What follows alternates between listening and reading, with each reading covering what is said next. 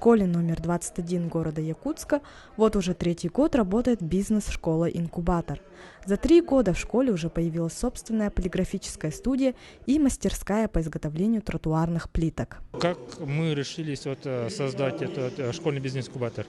До этого у нас с 2008 года работала как кружок фотостудия и видеостудия.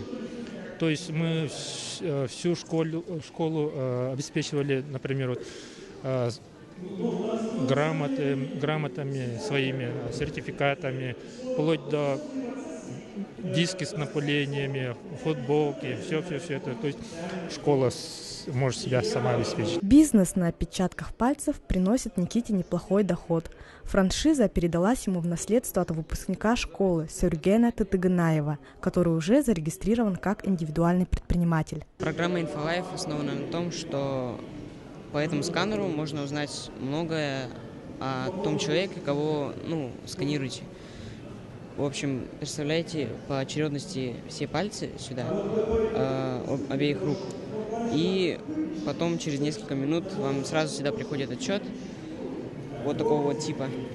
И в нем подробно расписано о человеке, которого сканировали.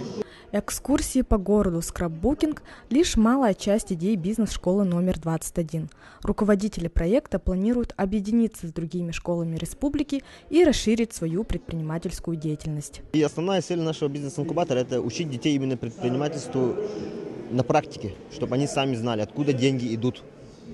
А то в школе по обычным предметам этому не учат.